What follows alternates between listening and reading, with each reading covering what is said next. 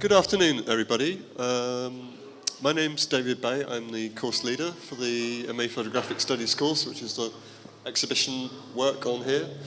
And I'd like to welcome you this afternoon. Thank you very much for coming. This is an excellent alternative to Saturday afternoon shopping, and will be far more rewarding, and you'll go home gratified that your wallet is not the lighter for the afternoon as well. So thank you for coming. And it's great that I'd just like to thank the MA Photographic Studies students too, who have organised this event in their entirety. And all I'm going to do is hand over to our fabulous chair, Daniel C Blight, who's a teacher, writer, and occasional curator as well, who's going to chair the event, which I know he will do brilliantly. So I'll pass over straight away to Daniel. Thank you.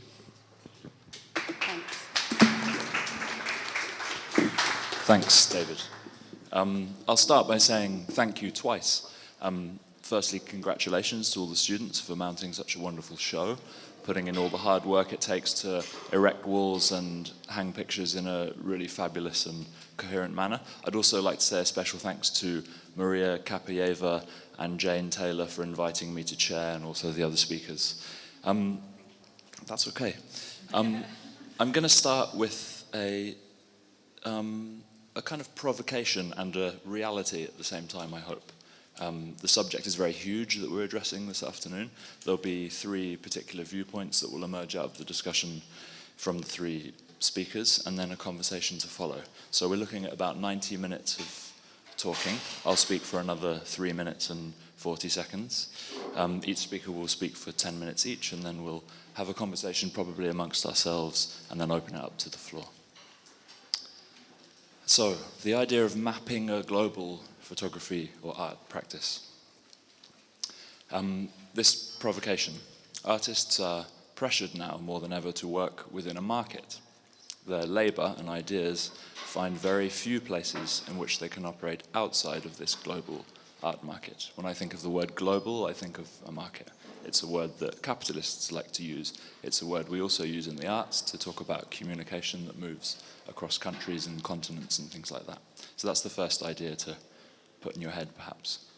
In a sense, the following conversation should be about opportunity.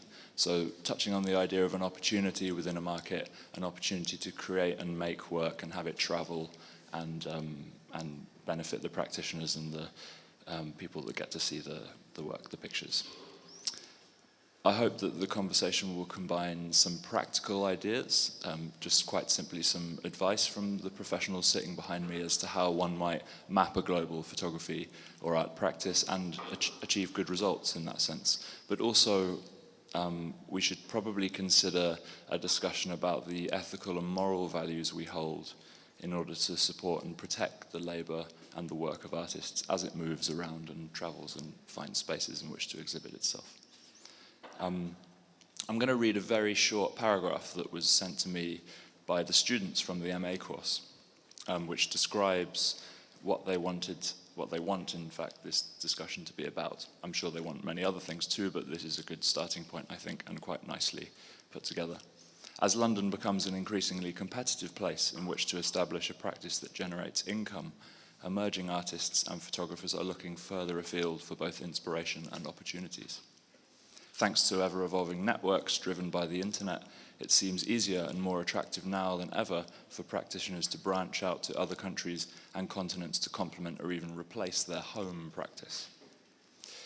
So we've invited a panel of three speakers that will share their thoughts and their expertise on the things I've talked about in the last 2 minutes. And I'll now briefly introduce them to you before I pass over. Sitting in the middle, quite strangely, I'm going to start in the middle, is Miranda Gavin, who's a freelance writer, blogger, photographer, and educator. Miranda is editor-at-large and blog editor for Hot Shoe magazine, and the editor of Frame and Reference, a visual arts platform for the Southeast. She also runs photography-focused blog The Roaming Eye. In 2010, Miranda co-founded with photographer Wendy Pye Tripod, a creative initiative that offers peer group support and advice for the development of personal photographic projects. Sitting on my far right, your far right in fact, is Nick Kaplony, the Artquest Senior Programme Co-ordinator. Having worked as Assistant Curator at the Arts Gallery at University of the Arts London and Exhibitions Coordinator at Pump House Gallery, Nick went on to join the Artquest team in June 2007, where he now works as Senior Programme Coordinator. Nick also is a practicing artist and a freelance curator. And sitting close to me on the left here is Simon Terrell, who's an artist, a photographer. I think you prefer artist, do you? Maybe we can talk about that. Simon Terrell's photographic practice focuses on the contrasting and oscillating spaces between the personal and the private, the individual and the collective, and the impact of these fluid definitions on architecture, portraiture, and the photograph. Recent exhibitions include Crowd Theory in Adelaide, Samstag Museum of Art 2013, and Balfrom Project 2, National Trust Erno Goldfinger House, Hampstead Heath in 2012. A monograph of his work, Proscenium, was published in 2011 by M33 Books. Okay, so we're going to start, I think, with Miranda. I'll pass straight over to you, and thanks very much for your speaking.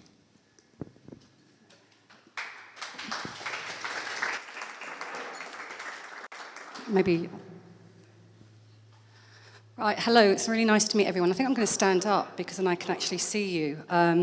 It just dawned on me when Daniel was speaking that in some ways perhaps what's happened in my career kind of maps what's happening and what people are going on to do themselves, because I got into journalism. I had a background in teaching and around music and photography, and then I went into journalism. I did a course at LCP, which is now LCC, a fast-track course in postgraduate in periodical journalism.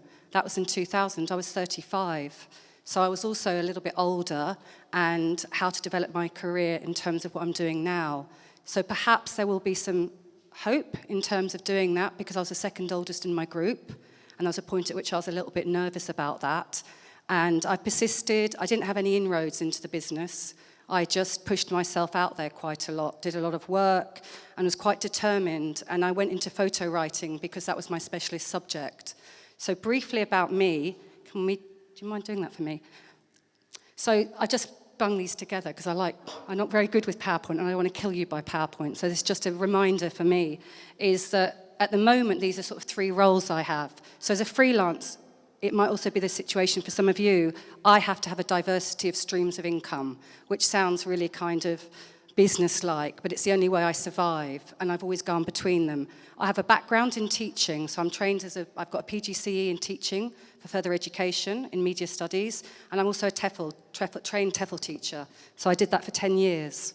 So I have a mixture that I can fall back on, and that for me has really worked in terms of being able to travel and being able to do what I wanted to do, and I love what I'm doing, and I like the diversity of it. Currently, I'm editor for Frame and Reference, which briefly is a visual arts website for the South East. Does not include London, and I look after 18 of the galleries that go from Turner, Contemporary and Margate all the way through to Milton Keynes. And my sort of job is to develop the website and commission writers and talk about it. I'm going to show you a little website of that there. I've written for Hot Shoe since 2004. When I actually started writing, I sent them in a book review, and I've written ever since. I was deputy editor for about 4 years. I know Daniel from when we had the gallery there, and I've now gone and sort of sidestep as editor at large, which means I'm involved. I do the Hot Shoe Photo Fusion Award in December, and I also have just been involved in the Renaissance competition. I don't know if any of you know about it, and I know Daphne's over there, and Daphne was featured in it, but just to say, in terms of photo competitions, and I spoke at the Photographers Gallery about that, there's some controversy about what are they? Are they cash cows? Are they really a necessary evil? Are they a great way for promoting your work? I think people need to look at competitions. They need to look at the terms and conditions, as Daniel was saying, in terms of the value of your work, and look at kind of the ethos, the judges, and whether you think it's valuable or not. I do support the Renaissance one. It's been going for 5 years, and all the money goes to the Lavender Trust. So it's great. It means that your entry fee goes to the Lavender Trust, and that raises money for young women with breast cancer. In 2010, I set up Tripod with Wendy Pye, who's a photographer. She'd come out of an MA at LCC and felt that she needed more support in terms of keeping her practice going. Because I would imagine for some of you here, you've done your course, It's what happens next that I think is a really difficult thing sometimes. That first year or two is often when people don't keep their practice going. They move sideways into something else, which is fine, but how do you sustain it? This is crucial. I want to just ask quickly, I've got quite a lot to say, but I'll keep it quick. This is about international students. I just thought I'd ask you, international students here, I guess there's quite a few. How many people here are, broadly speaking, forgive me for geographically breaking up the world like this, but who people are from Europe here? Hands up, let's see. Okay, how many from the Africas? How many from Americas? How many from Asia? Okay, how many from Russia? Okay, so there's a fair mix here. I would also suggest afterwards that you also look together to being able to put together perhaps something about festivals or artist residencies in the countries that you come from too, because you might know about them better than other people, and you can compile a list and share resources. Go to the next one. I just thought I'd brainstorm a few questions about what you need to consider with global opportunities, and I've just put some of them up here about, question, what kind of practitioner are you? Photography is really interesting because there's a photography kind of purist movement, and then there's photography, as we see in this MA photography, where people are working in the visual arts more, and these boundaries are collapsing in the sense of what people are doing. And Maria's work, sorry to pick it out, but it is an example of, this is an MA photography course, but it's visual artists working with photography. So one of the things I'm going to say is it's good to look wider. So for Maria, just looking at, say, photo opportunities, bursaries, awards, or competitions, actually would be wider visual arts and looking at how she can sit in within that and apply, because her work crosses over. So one question to think about, what kind of practitioner you are. Where do you want to go? Number two, what genres of photography, visual art do you work in? This has a big effect. So for example, does everybody know the festival Rencontre d'Arles, Arles Photo Festival? That's mainly for sort of art photography, whereas Perpignan, which has been going on, is more the photojournalism side. So it's good to know where you are in terms of what you're doing. And do you want to work in? What do you want to work in? I left a word out there. Where are your ambitions in that sense? If you've come out of your course now, are there areas of your practice that you need to develop technically, which might mean that you want to do workshops or you want to do things around this? And where do you see yourself going in terms of your practice? How do you work best? This is also about how people can create networks. Do you like collaborating? Because another thing that you can do is collaborate with people, and that means that you can actually push out your own practice, but also have somebody to bounce ideas off, or a group. What are the main challenges that you face in realizing your path? For you here, how many of you have money as one of the biggest problems? Financing your work. Let's see, come on. Who really does? Money, the money to do what you want to do. Okay. So ways of looking at that could be things like awards and bursaries, and looking at kind of residencies. And the final, shall I put the final slide up? Because you're going to look at this afterwards. I took this photo of I love the pet, there's a pet cemetery near where I live. And I really like the pet cemetery, and this is about a cat that died, but it's not about this. Artist residencies are really good for mapping the global world. And for doing it. International photo festivals, photo competitions, funding awards and bursaries, portfolio reviews, online, blogs, apps, magazines and networks, and in-print magazines. Of all these areas, in terms of blogs, there's been a sort of proliferation of blogs. If you're getting work out there, the great thing is that you've got a global audience. It's sort of 24/7. But one of the things to consider is dissemination of images in terms of, can you overload your work by putting it out internationally? And people have seen it so much that they almost feel like they don't want to go to an exhibition sometimes, or it's been overkill. So some people I know, particularly around the art market, they hold stuff back quite carefully. Some images will go into circulation, other ones are held back. And people don't always need websites. So an example would be someone like Ori Gerst, who's a friend of mine, who doesn't have his own website, but the galleries represent him. So they're doing the promotion in that sense. So it's good to think about how you sit within this, because a lot of it's about construction, and construction of becoming an artist and how we do that. Fundings and awards and bursaries, I'm not going to say anything about this now because I haven't got that much time, but what I'm going to do is put a blog post together on the Roaming Eye, and what I'll do is give you links to some of these things. So don't take notes now, just think about this and ask questions, but under these categories, I'll put some things down that I think might be useful for each of you. Portfolio reviews, I do reviews in different places, and I've just got 1 minute 55 seconds, and I have to be quick. Can you help me with the website? Right, if I can quickly, I'm going to show you some websites of some people's work that I've looked at and who are doing right. Philip Reed, I gave him the Hot Shoe Award at LCC for the degree.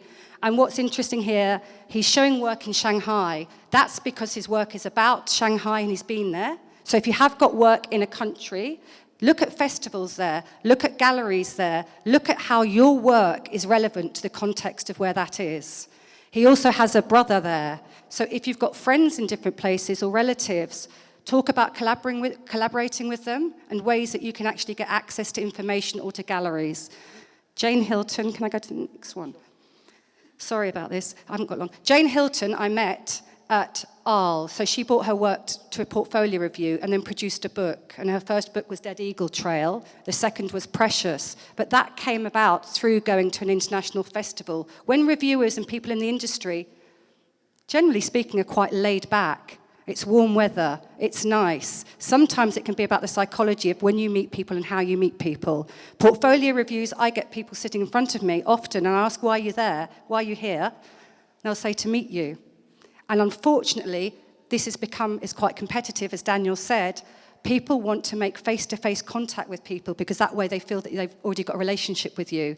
And I feel sorry for people that that's often the way that one has to do it now. But it's a reality of what's happening in some ways. So choose your portfolio reviews carefully. Daphne, who's over here, is an interesting example. Daphne, will you just stand up for a minute? Sorry to pull you out like this, but what I think is interesting about with Daphne's work, she comes from the Royal College of Art, but she's also just completed a residency in Broadstairs. And I think it was for a week, was it? It was only a week. So residencies don't need to be long. They don't need to be in exotic locations. You can just take a small chunk out of your life and do a residency. So think widely. I'll put some information about that up on the website, and maybe Daphne, we can talk about that. And then I've got one, I'll just be really quick. Zoe, she's residency queen. She comes to our tripod sessions. She did a great database of residencies, and it's allowed her to create this work. This is from Colorado. And it's been the stimulus and the impetus for her to create a book and to work with local communities. And then, last, emerging artists. If you want to know about what does emerging artist mean? In the visual arts world, I commissioned a writer to ask 3 galleries what they think and directors. Consensus of opinion? Not really. So have a read of that. I'll put a link up. And then finally, Portugal, yeah. Slide Luck, Potluck, it used to be. They take submissions. They're open until Monday, and they are putting on a slideshow in Portugal. The deadline is Monday. Maria Teresa, who does it, is fabulous, and there's some fantastic work that's being shown to global audiences. I will put that up as well. I've run out of time. Thank you for your time. I'll answer questions later. Sorry for going over time, but that's it. Thanks. As Miranda pointed out, there'll be plenty of opportunity to look at those websites later and ask questions about them if you want to write links down. I'll pass straight over to Simon. Okay, hello. Shall I stand? Yeah, Yeah, if you it's want good. it, it's quite nice. Yeah, it's better. Well, it's a great pleasure to be here, and thank you very much for the invitation to do this, especially from Jane and Maria, who've made the invitation, but also congratulations to all the students. I think it's a fabulous show and quite an undertaking. So, but I'll get on quickly to the talk that I'd like to do to start things. I guess my position in this panel today is from the position of a working artist and the way I've gone about things, given this sort of huge sprawling topic of mapping a global art practice. I think, actually, just to pick up on one of the points made earlier, just a few days ago, I'm quite broke at the moment. I've completely run out of money. And a funny encounter. A friend showed my website to a commercial photography agency. And, you know, I had high hopes. I was suddenly going to get all these jobs and become quite rich quite fast, and all my troubles will be over. The commercial photography agency said, not a chance. Which I can tell you was quite a relief. I don't have to worry about that now, and I can go into my stay with my identity as a visual artist who makes photography. And who's broke. And who's broke.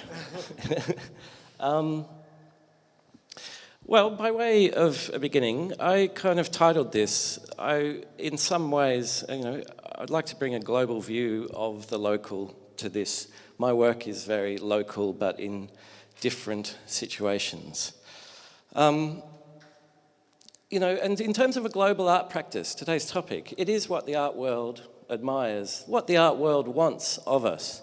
You know, it looks great on paper and brings a lot of advantages. However, I think it's also important to take a very questioning look at this. You know, after all, we are artists, not tourists. I'm interested in the ground from which work grows.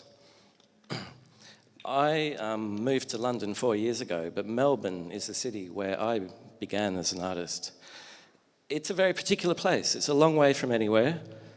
The nearest large city, Sydney, is 12 hours drive away, and London is 24 hours on an aeroplane and very expensive to make this journey.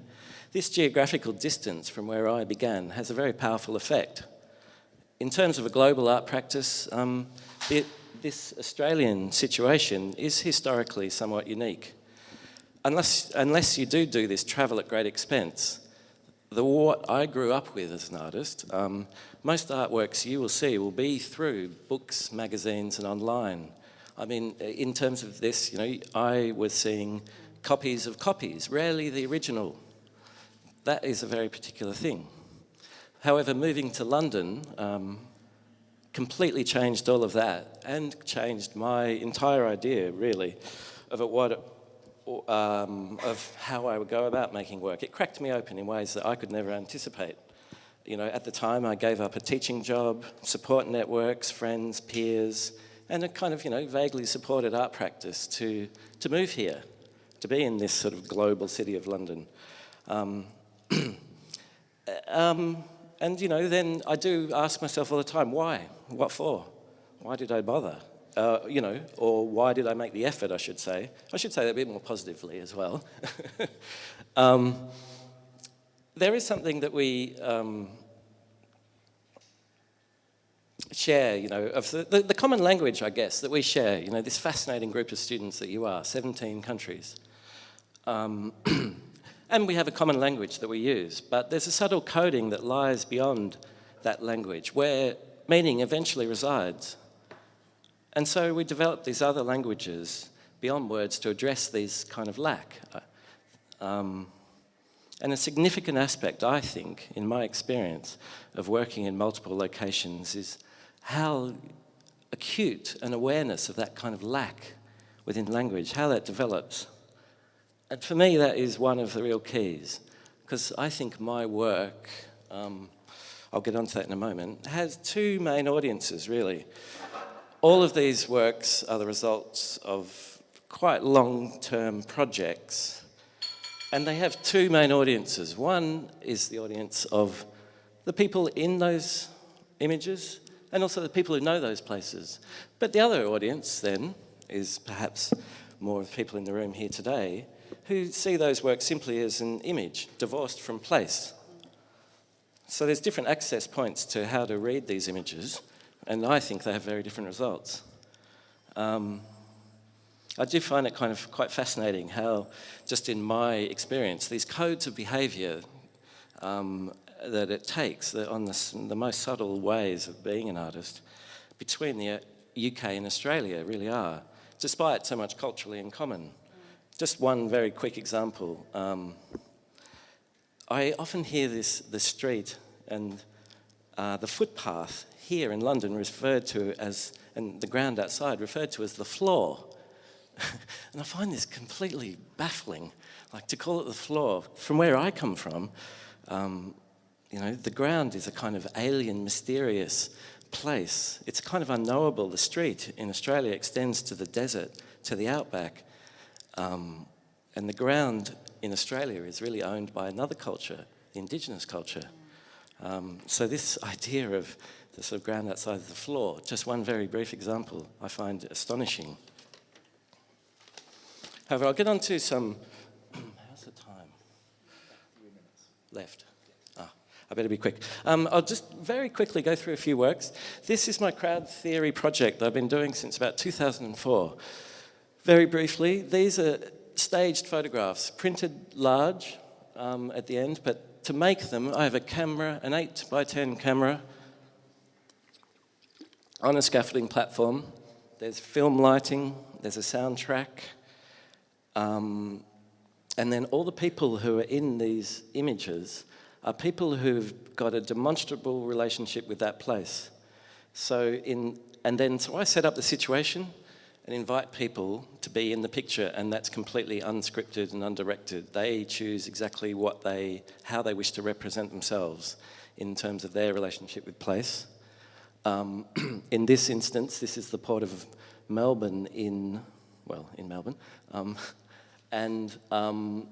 There's a wild kind of diverse group of people there, from people who've worked there their whole life. There are environmental protesters there. There are people from the corporation who run this kind of enormous global machine. And that is basically, it's an exploration of what happens when I kind of put all these people together. The next image, which has become my home, this was the first project I did in London. This is the Balfron Tower that's in the East End of London, kind of renowned as a brutalist icon. And I got to this place just at the moment, proposed my project just at the moment when it was announced that it was going to be redeveloped, and people had spent some people had spent their entire lives, 40 years in this place, were going to be moved out. And I announced, through a whole months of permissions and processes and getting funding and blah, blah, blah, I announced a time and a date when this was going to happen, and it was entirely up to the residents to choose whether they wanted to be in the image, be on their balcony or down below or whatever at that time, that place. And so that, again, is lit with film lights. The camera is on a tower block nearby. And this is the resulting image. I better speed up. Yeah, have another couple of pictures or something. Okay. Very quickly, this was another residency in the East End of London.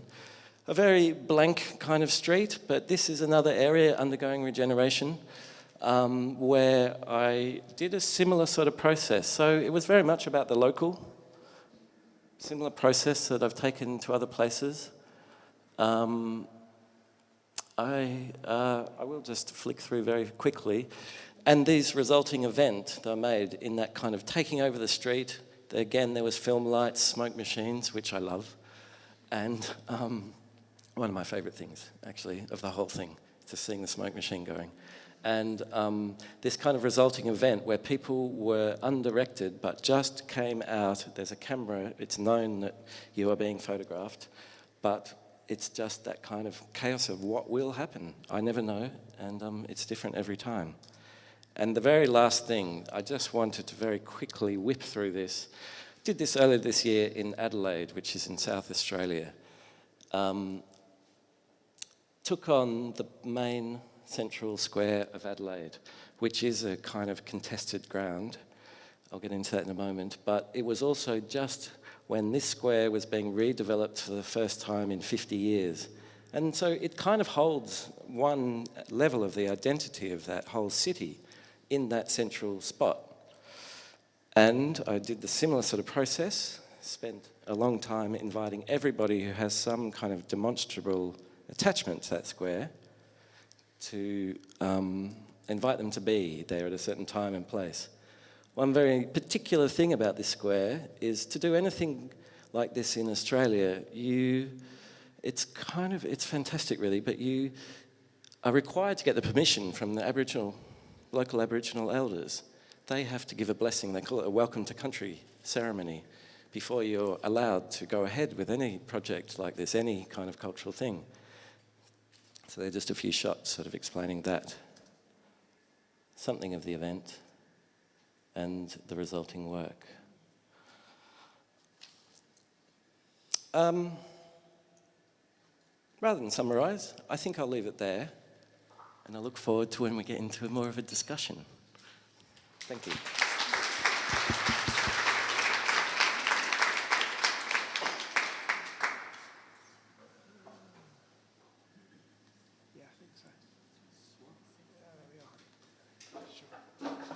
Hi, everyone.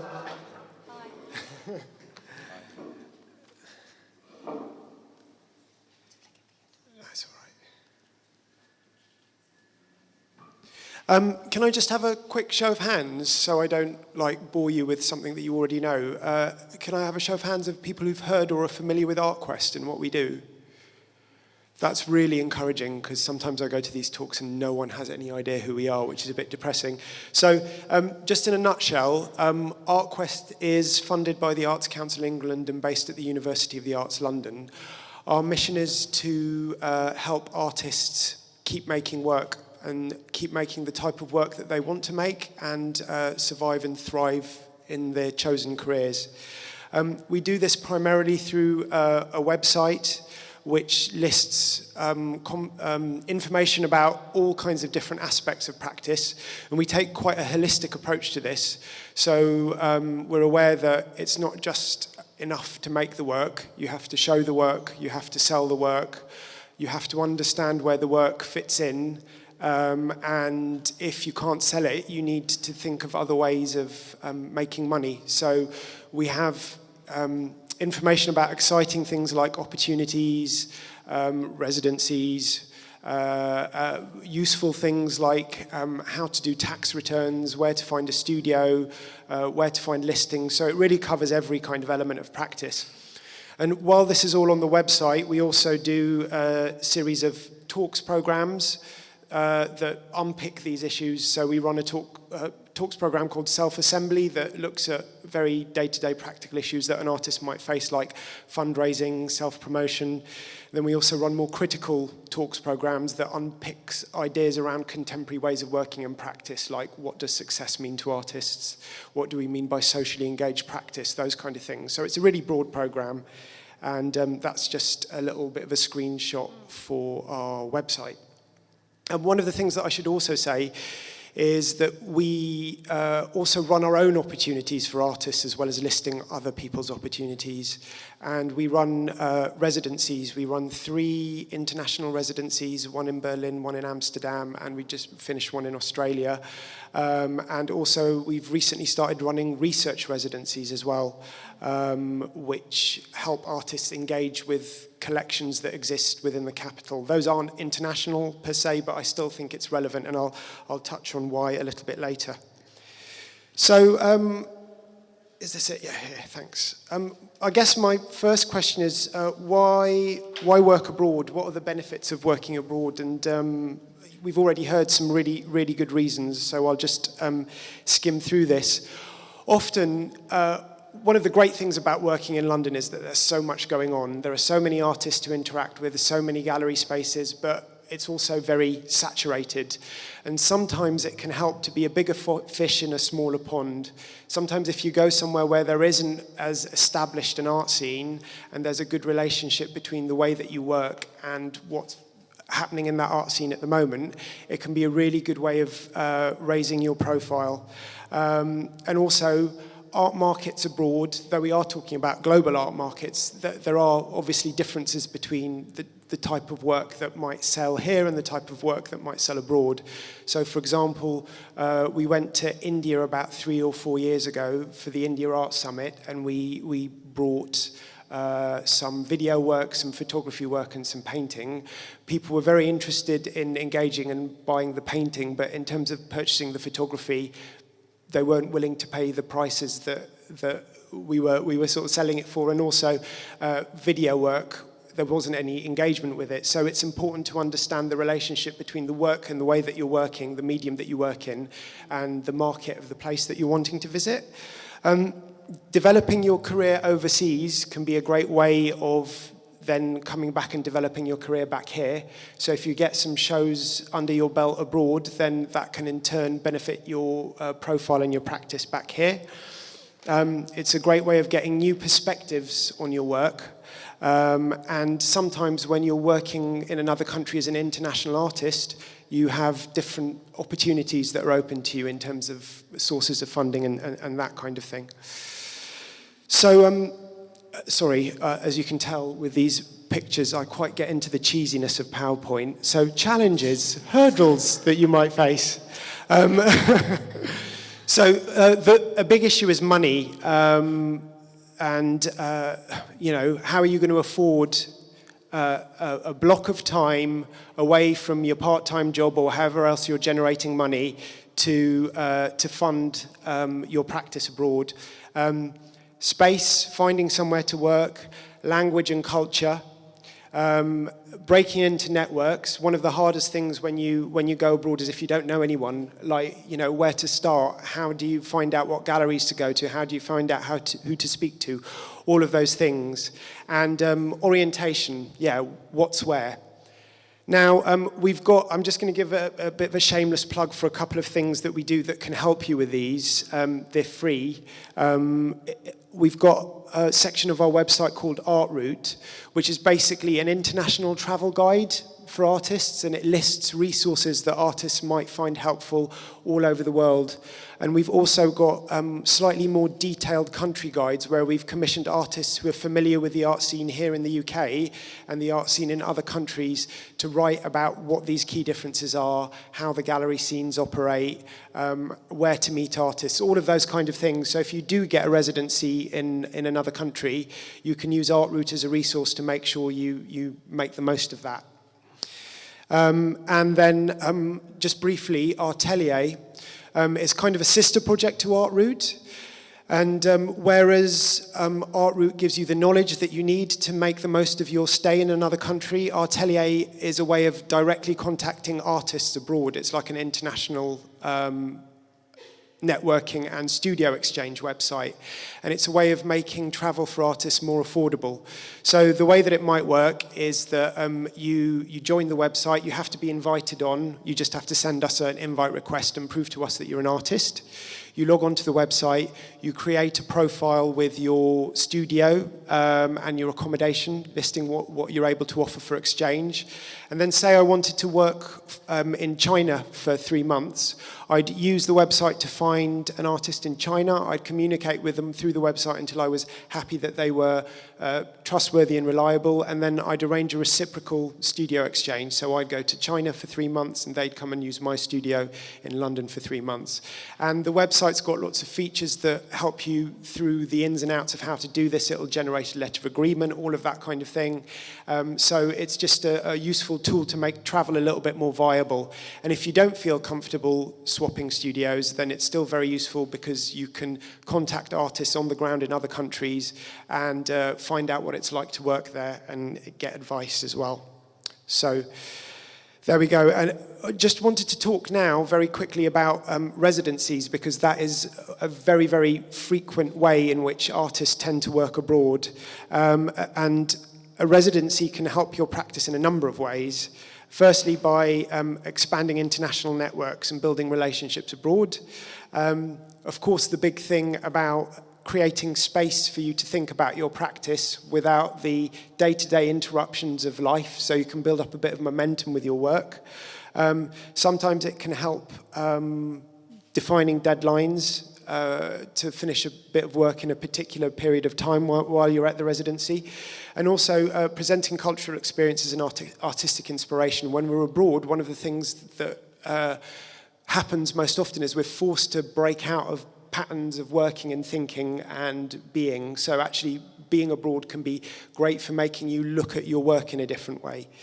One of the most important things is finding the right residency. And these are all the kind of things that you need to consider in terms of what would work for you in terms of finding a right residency. a residency that fits with your work. So I would stress that the best applications that we receive to our residencies are the ones that demonstrate a real connection between the practice and the context. So a real link between where the residency is and what the residency wants to achieve and the work that you're doing. Those are the applications that are most likely to succeed.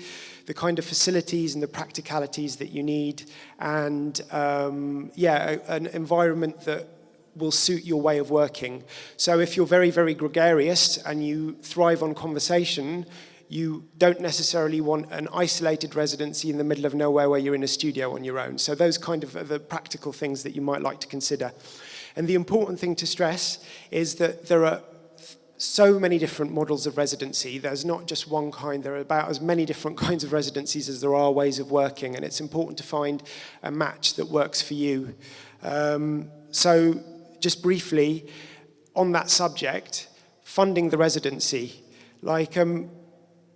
I was surprised to hear that a lot of artists that I've met automatically assume that you need to pay to go on a residency. That's not the case. There are lots of residencies out there that will fund you, pay for materials, pay for time. So you need to be clear in terms of what financial remuneration the residency provides, what facilities it provides, and if it's not providing financial benefits to you, you need to think really carefully about what other benefits the residency is going to give. Or are you just throwing money into something that you're not really going to get anything out of? So think about that. Ask lots of questions. Take nothing for granted. Before you go anywhere, it's really vital to do as much research as possible. Have a look at who else went on the residency. If possible, you can even approach them to get some information about what their experiences were on the residency. Research in advance, make contacts on the ground wherever you're going in advance, so when you get there, you can hit the ground running and connect with the community and the environment. And once you finish, keep in contact. I mean, that goes with any opportunity. Keep in contact so you can, grow your networks and your career. And here are just some practical ideas, because I'm running out of time, of questions that you might want to ask. All of the basics, what are the accommodations? Can I see floor plans of the studio? Is there technical support? Is there Wi-Fi? Really, take nothing for granted. Find out about as well as the residency, what it's like in the local area. Like, what are the transport links? What's the exchange rate? What are the kind of cultural attitudes and differences that you might need to be aware of? Tell your bank you're going to be abroad. All of these kind of things you really need to sort of think about. Research who's been on the residency before to see whether the residency takes on the same kind of artists. You can get a good kind of indication about how likely you are to succeed with an application by having a look at the kind of artists who've been given the award before you. And that's just a very quick link in terms of where there are a couple of good places to look for residencies. It's by no means exhaustive, but that's me. Thank you.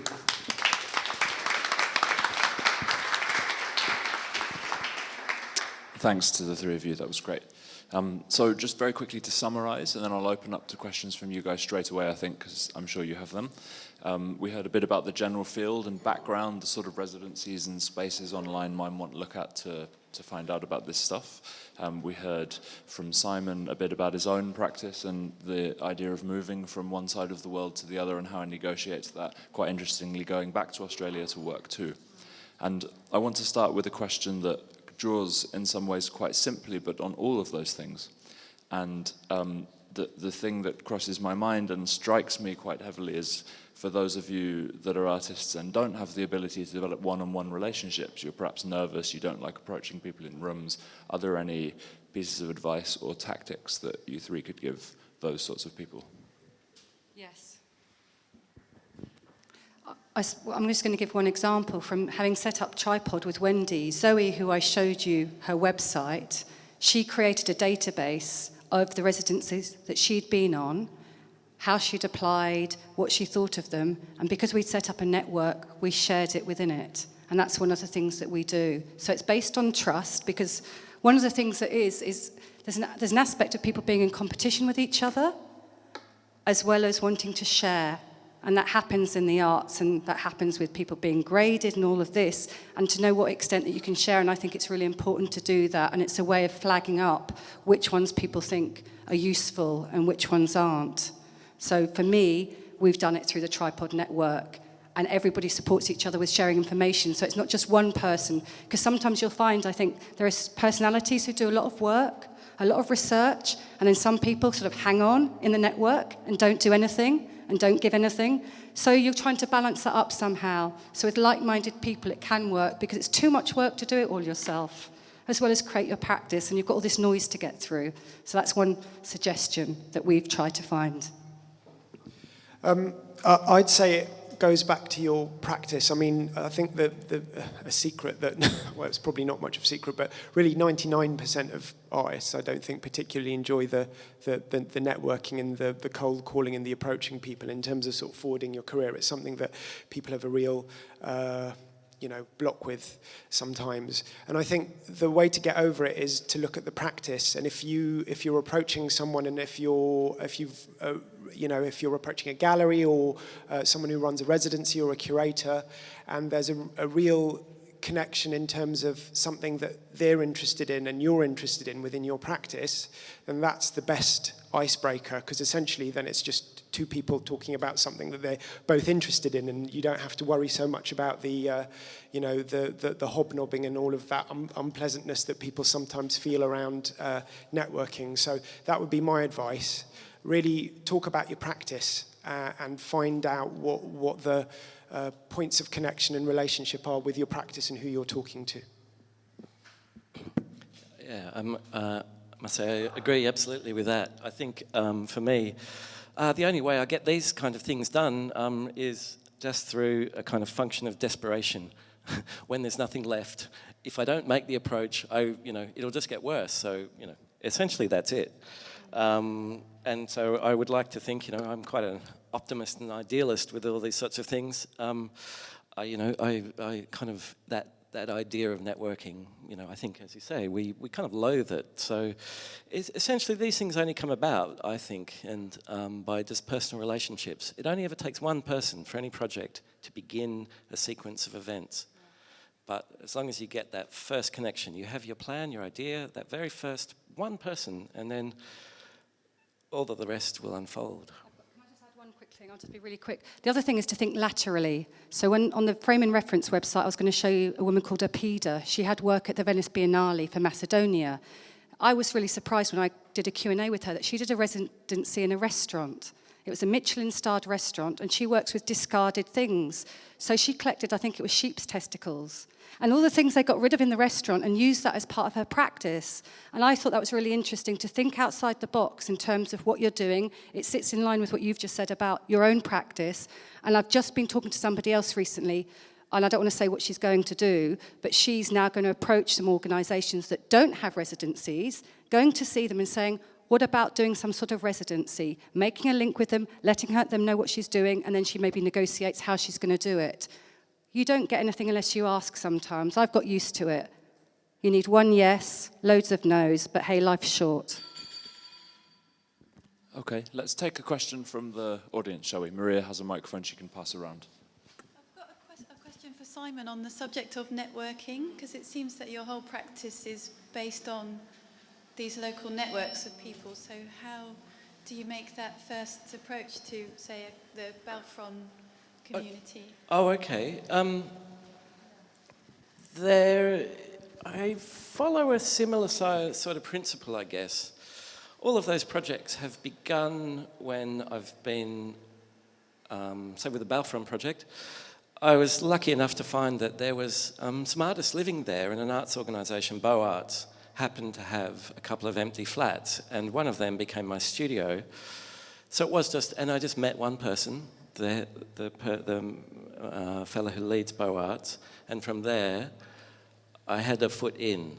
And then I just follow a kind of a fairly straightforward process of, first of all, one needs to get permissions for these things. So first of all, talk to councils, the people who run the building, in that case, the housing association, From there, I find out what are the main kind of residency groups, community groups, this sort of thing. I go along to their meetings, whatever it takes, really. And from there, a third layer is actually get to start to chat with actual people who I might like, you know, and who I can invite to be in the picture. And it's only through those conversations, I guess, that the sort of shape of the work comes about. But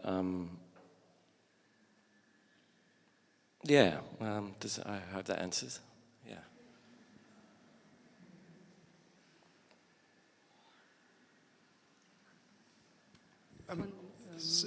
Sorry, I just wanted to say something else about the sort of networking thing, which is that, and something that what you're sort of talking about demonstrates is that a lot of the time in the art world, you kind of feel like you're outside of a party, and there's a party going on over there, and you're not invited.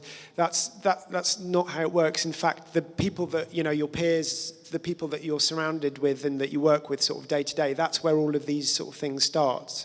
So work with the people that you've got around you, and through the 6 degrees of separation that always happens in the world, you can you know, get access to other people who are able to sort of help with your practice and your career.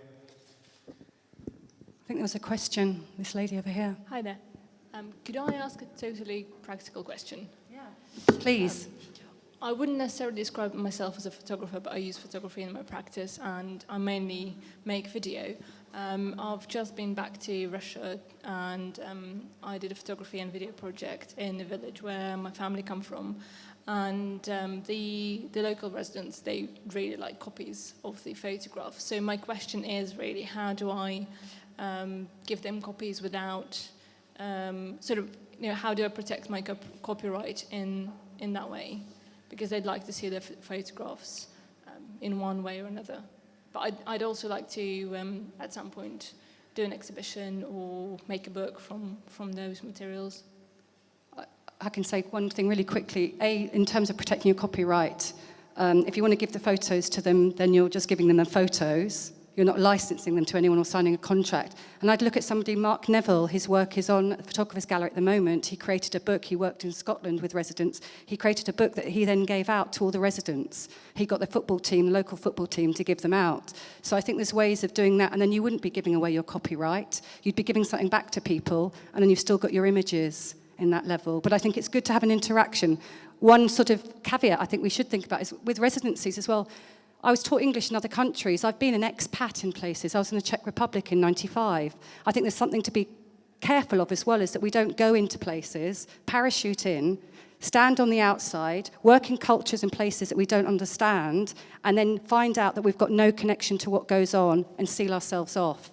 And language is an important consideration, because English is seen as a global language. We're all sitting here assuming that we're all going to share the language, and anybody who's not has that as a mother tongue is having to deal with it. So there's also some problematics around where we go and do residencies, how we do it, and how we work with people and what we get from it. So we're not just taking in this way and trying to push ourselves forward without feeling or thinking about people. Yeah, I mean, absolutely, and what Miranda says is absolutely right, that you own the copyright. So, I mean, one way of doing one approach, and not necessarily the right one, would be to create an edition that you give to them. And there's information on the website about approaches that you might take to creating an edition like that and editioning work. So, yeah, check out the Artquest website for that. I can actually add a bit to promote the Artquest. You have an amazing option, Art Law, which I used once because I'm using someone else's images, and it's free consultation, exactly like on the copyright or images you use, and it's amazing. I've got a few emails, so there are lawyers who sit behind that free service. They go into details of all your project and what you're going through, and they consult you in any kind of issue. So I think that's one of the great services which Artquest provides. Good, I'm glad it's useful, that's good. It doesn't have to be questions, it can be comments or whatever you feel saying. Really quickly, I understand the statistic is 17 of you from 17 different countries internationally in this MA. Is that right? I'm presuming you're all sitting here. Can I ask how many of you are planning on going home or staying in London? So if you're going home, put your hand up.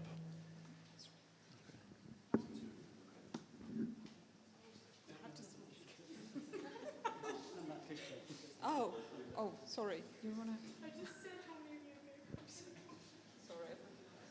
So that means the majority of you are staying in London, hoping to develop a practice and hoping to find opportunities to exhibit and make new work. That's correct, right? And so the question, I'll kind of turn that round back to the panelists now, and this hopefully will help you all out, is the idea that is movement abroad in that case a necessary way of extending a network, or is the idea of a kind of closed one-on-one via the private view or the email in a particular city manner of engaging with work a more kind of viable option, let's say? What's scary about leaving the country if you're going to lose a network? That's kind of what I'm getting at. Because everyone seems to want to stay, so they're... All right, can I ask a question? Who does feel part of a network already? Because the question is, do you have a network to lose? At the moment, you're in a degree course. You've got a kind of network, i.e. your fellow students. So perhaps the thing is, do you have networks? Because one of the questions is, do you? And then do you set those up? And what does it actually mean when you do that? I don't know if you have any people setting up collectives or collaborations or kind of, artists, communities or groups. I wanted to ask Nick, do you mind me asking you this? If you want to apply for one of your residencies, I believe it's only open to professional visual artists. What is a professional visual artist? How do you define somebody who's professional? We don't. We let the people who are applying decide that. You heard it here. Yeah, I mean that's one of the things that we have talked around a lot in our talks programs, like what do we mean by professional artist? Because it sure as hell ain't getting paid. There aren't many professional artists in the world if it's purely based on being paid for the work that you do, unfortunately. So I think it's a very complicated and difficult question. And yeah, we let the artists define themselves and the selections made on the basis of the practice. Why does it say professional then? Because it's about artists who take themselves seriously, who are dedicated to their practice, who are critically engaged and are engaged with the work that their peers are doing as well, and who are just sort of approach their practice as something that they're dedicated to in the same way as they might be dedicated to a career.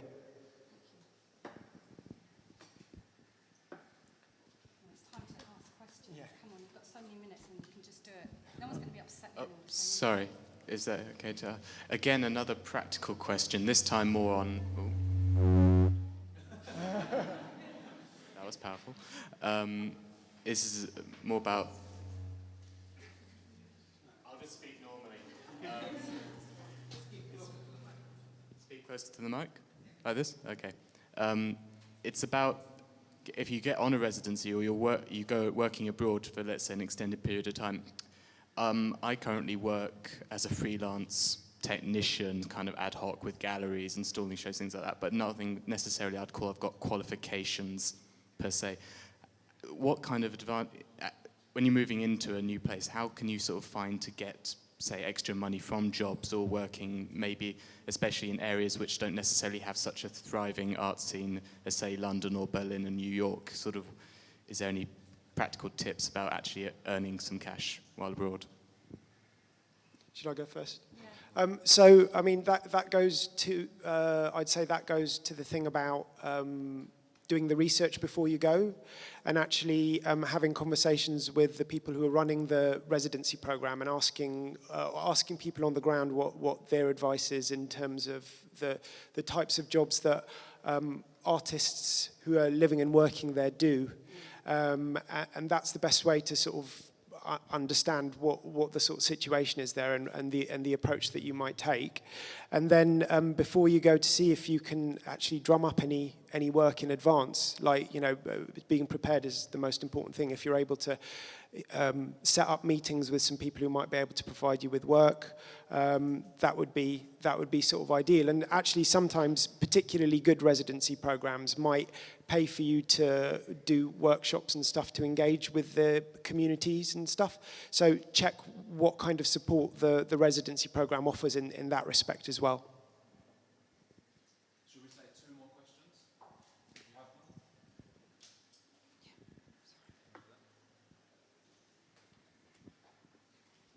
Thank you. I should say from the outset that I'm not a photographer, but I have edited and I have commissioned work. I would be interested in the panel talking a little bit about how photographers should manage their own brand. There's been a lot of talk about what sort of work you want to do. That's lovely. What sort of work might sell. That's lovely. But if you want to get commissioned or you want to win an award, the world selects most people through Google by typing their name in. So there was mention of a photographer who has his work, doesn't have his own website, but only exhibits through curated work or something. But can we talk a little bit about how photographers can represent themselves to present themselves to the outside world as individuals alongside their work? Because that's how they'll get commissioned in many places. Yeah, I suppose it depends if you're talking about whether it's commission or doing because you can do your personal work anyway.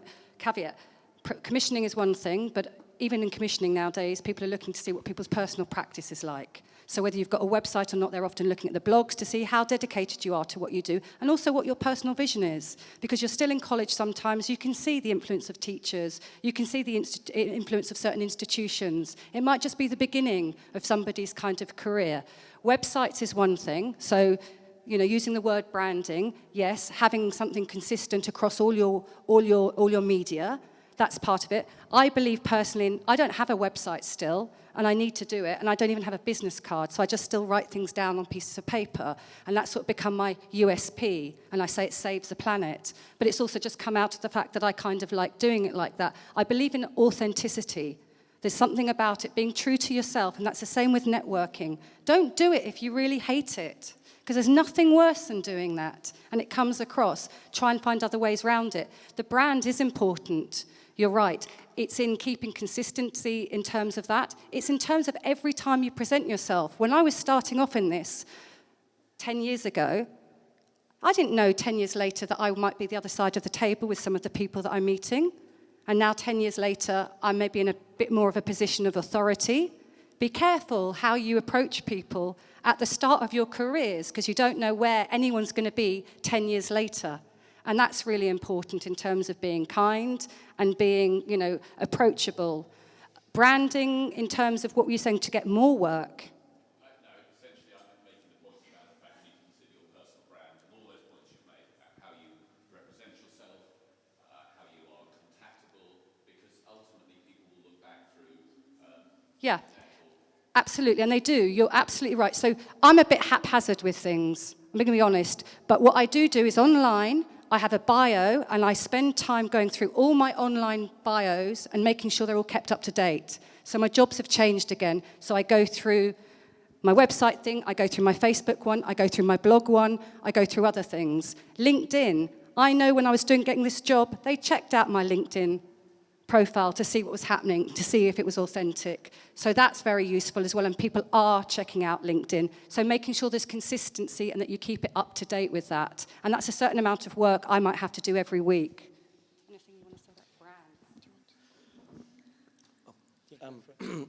I think you really got to emphasize here that there are absolutely no rules whatsoever in this idea of, I struggle with even the word branding hugely, but and the great thing is there are no rules whatsoever. It is what this group, Westminster 2013, that's going to be the most important thing. Just your friends, your peers. That's what I've always survived on more than anything else. And you're the ones who make it. I think you've got to reinvent these ways of showing yourself, displaying it. I've done it in a certain way, with the group that I sort of came through about. I want to see how you're going to do it. I hope it's something else. I do. There's a question. Yeah. We'll go there and then we'll go across that way. Okay. Do you want me to take this one? Hey, yeah, I publish a few books, and sometimes I think one of the funniest things about finding work, I think one of the easier and funnier things is actually don't be precious with your work. Put it out everywhere. Put it out on Instagram. Put it out on Facebook. Email it out. I mean, just holding on copyright and all of those things, I actually think is bullshit, to be honest. I just approached someone to do a book with them off of Instagram, strangely enough, and Daniel and I have a mutual friend, Brad, whose kind of work on Facebook, just scanning it and putting it out there, has created an awareness which is quite fascinating. We've been in Amsterdam together, Arles together, and people would be like, oh, you're the Brad from Facebook, and we know this work. So just really throw it out, make fanzines, email it everywhere. I mean, the whole copyright issue, I think that's something that should be just, don't even think about it. If people want to reuse your work and they're actually profiteering off of it, then, chase them up. If they're putting it onto their blog, that's great. More exposure, I think it's funner. So, I think that's great that you're saying that. Sorry, does Brad might be putting it on Facebook and letting everybody see it, but I'm sure as hell I think he's making money from selling it somehow. Yeah, of course. So let's unpick. Yeah. Let's unpick very carefully why people do certain things and what really they're gaining from it somehow. And there can be the idea that I'm giving everything out freely to you, but 2 years down the line or a little bit down the line, there'll be some payback. People are very smart with it. And I think it depends on your practice. It depends on your ethos as well. And there needs to be integrity with that. I have to say I disagree with you about the copyright issue on many cases. I think it really does depend. And this we could get into a really long discussion about that and about this growing idea that, you just pick up anything from the internet, you don't know where it comes from, you don't know what the sources are. DACs have got something at the moment where artists can get unclaimed money through, DACS. Do you know the DAC Society? I think it depends on your practice, and I wonder how it'd be if that happened to somebody who kept producing and producing and producing work and then having nothing that came back from it. I agree, don't let it get exploited. Don't let your work get exploited in that way. But don't be precious about putting watermarks all over images and actually being too over-concerned and that preventing you to actually put out the work. And another thing that hasn't actually been spoken about is using social media. I think it's a fascinating way to actually interact with people, and it's a very, very, very real medium and way to get around. But I think we're early days as well to see what the effect I personally think about digital media and how it is. It's like a new toy. I came into journalism on the back of new media in 2000. I think the pendulum swung like this, where everybody's doing it, they're engaging all the time, and we don't quite know what it's doing in terms of perception, because I could say seeing images online, it's RGB. They're rendered a certain way. I look at work, you've got a lot of fine art work here, where in competitions, and I said this the other day, if I have to judge more fine art work, like Maria's, if I see just an image on a screen, I might not get the finesse of the material object. And so it's a very different experience when you're seeing it online to in a gallery. And if you want to talk about how artists construct their own career, it is a construction. And it is done through galleries, and Ori's thing is because all the galleries represent him, so he doesn't need a website. We're talking about creating exclusivity with things, let's be honest. Photography is reproducible. So I think it's a really complex area, and I don't think we know quite where we are with it, to be honest. And that's going to be interesting. Our brains will probably develop differently in the next 2 generations, and all we'll be able to do is scan with little media bites and not check anything because everybody doesn't want to know where anything comes from. But if you're an artist, you can go back and do that for everybody and you'll get paid for it.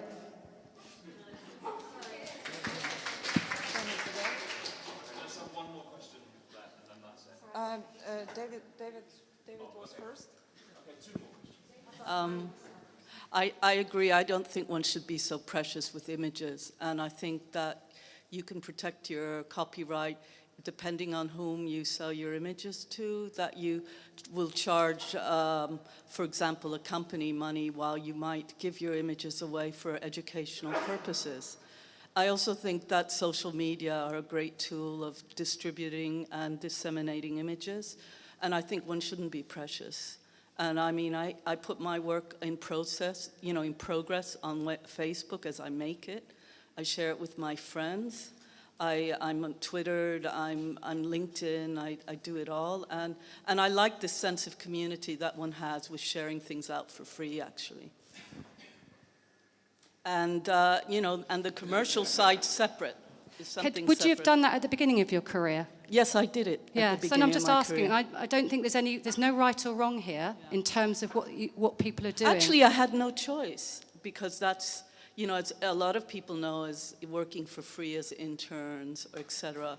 We've all worked for free at one point, but whether it's sustainable is another matter. I had about 3 different jobs. I continue to have at least 3 jobs too. Yeah, but I also think I'm talking to students now who are finding it really hard when they're coming out of college because there's so many people want to get internships now. And very the competitive. competition's there for internships. I personally don't think I think people should be reimbursed for travel and for food. That's my personal opinion. I don't think anybody should go out of pocket to do an internship. But that's me, because also I couldn't do that. I'm from a background where I have to work and do what I needed to do. I didn't have the luxury in any way of being held to do those sorts of things. And so I think one's got to be honest about it. And if we are talking about capital, we are talking about markets, let's get down and really talk about what this is about. Sorry. That's all right. I mean, on the subject of internships, actually,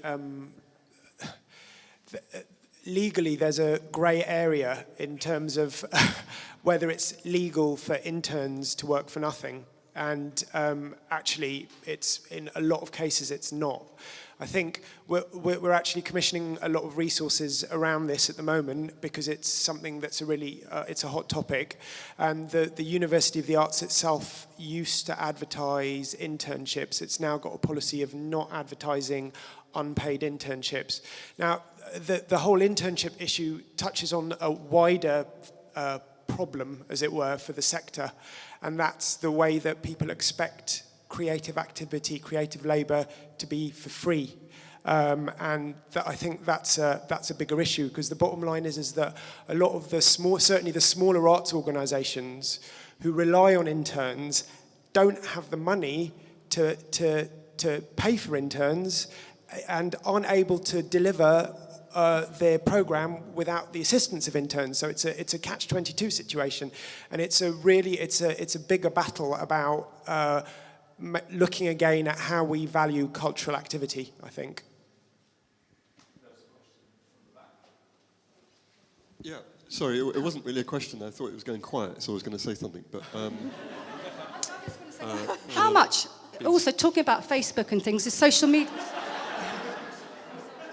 Do say something.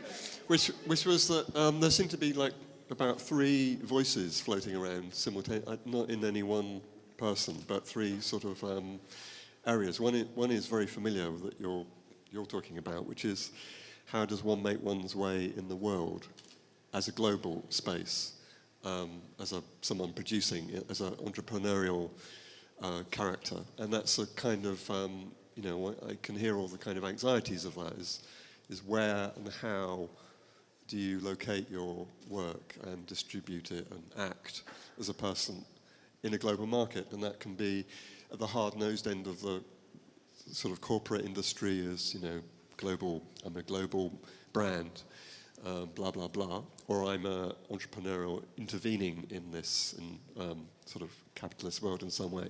So it's a very familiar territory that we all have, which is fascinating to talk about. But there seem to be 2 other voices that are actually, in some ways for me as a photographer and writer and also teacher, more interesting, which I think Simon raised, for instance, which is in that global space, how do you interact with a particular locality?